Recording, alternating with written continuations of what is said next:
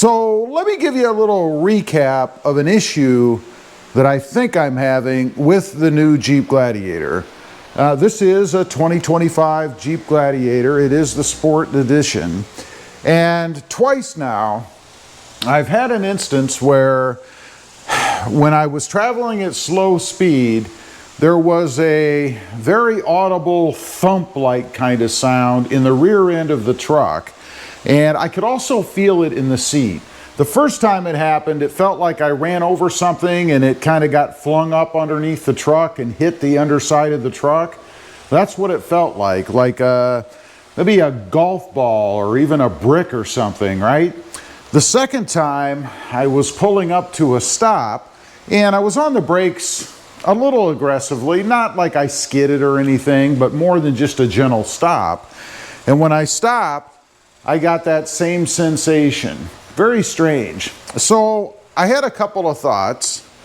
First was that maybe it was the board in the back here moving around.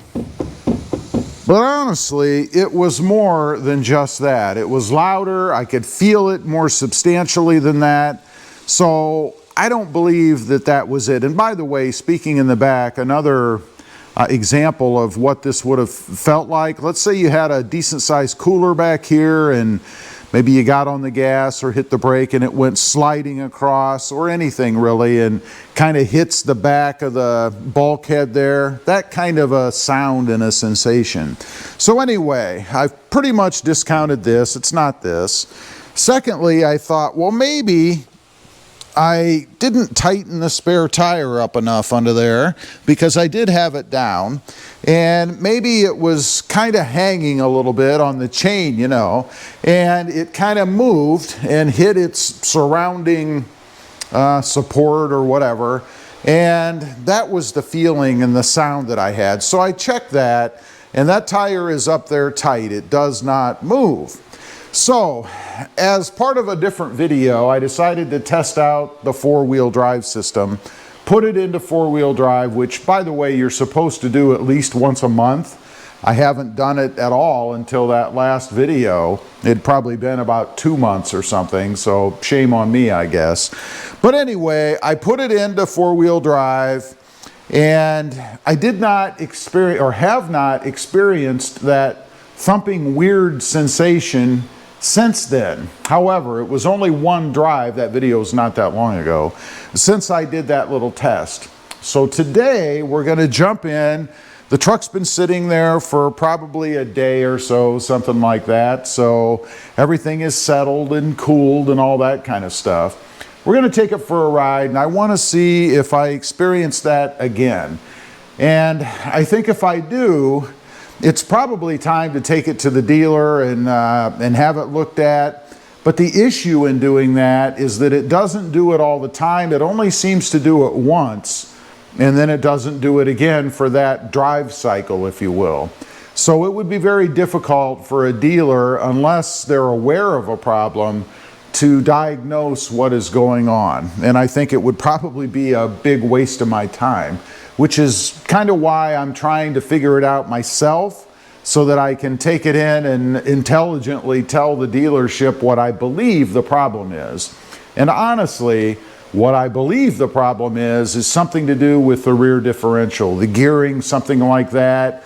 Maybe it's just rough. Maybe this is inherent to the latest Jeep Gladiator. I don't know. But that's what I think it is. But I can't quite put my finger on it yet. So let's go for a ride and we'll actually find out if indeed it does it again. Again, it's been a few days since I've been in the truck, or had it out to drive. But let's start it up. We're going to go for a ride. I'll turn you guys back on here in a minute once we get rolling. Or actually, you know what? So that you and I don't miss out, I'm going to do it right from the start. So let me get you off the tripod thing there. We'll put you in the holder in the Jeep. And let's go ahead. Start it up. Get myself all situated in here. Kill the music. Kind of hard to hear anything that's going on, although you would feel it. It was substantial enough that I could feel it. I should say I would feel it. You wouldn't feel it. And let's go. We're in reverse. Let's get out of the garage here.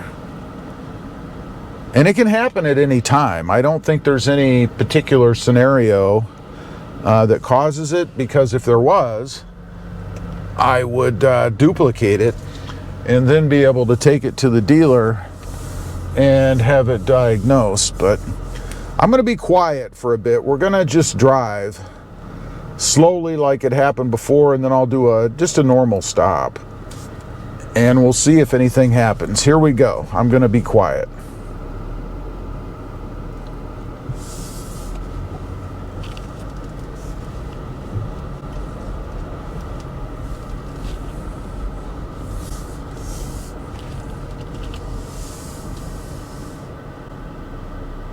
There was just a normal, gentle stop right after starting the truck, of course.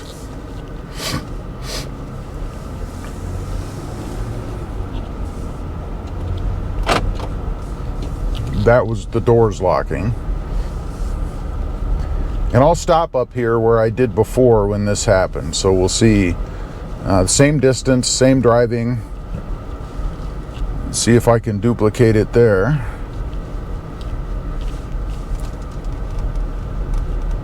And it was about right here. Nothing. Everything's perfectly fine. We'll take off. And we'll stop here again. Normal stop. A little more aggressive. Nothing. I'm hoping that putting it into four-wheel drive fixed whatever was wrong, and to me that would be either an alignment of the gears in the rear diff, or perhaps lubrication of the parts in the four-wheel drive system. I'm not sure, but I'll be quiet again till we come to a stop sign here, and I'm going to do a rather aggressive stop. Not going to slide the tires or anything, but a more aggressive stop. I'll be quiet now.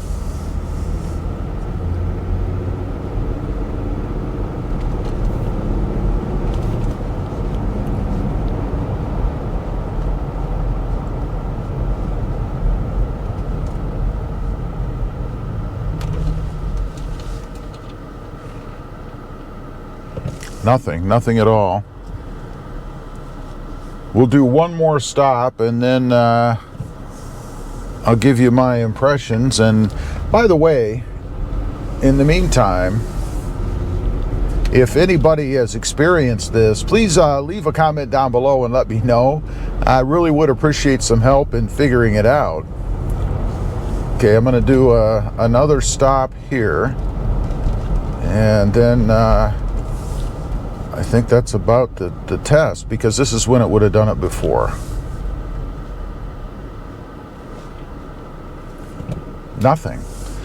All right, so you know, this is what I mean by it's hard to diagnose, right? I mean, the dealership would do the same thing. They would take it out for a test drive. They would try to duplicate it based on what I just did for what I told them, you know, when it happens. And as you guys could tell in riding with me, there's nothing happens. So they'd look at me funny, think I'm weird, and send me home and tell me to bring it back if it happens again. A big waste of my time, probably about 3 hours. Let's get driving. Probably about 3 hours of my time wasted for something that obviously is not happening right now. Anyway, hopefully putting it into four-wheel drive somehow fixed whatever the problem was. I don't know. Again, would appreciate it if anybody's experienced anything like that from the rear end. Leave a comment, let me know. Thanks for watching. Stay safe out there. Bye.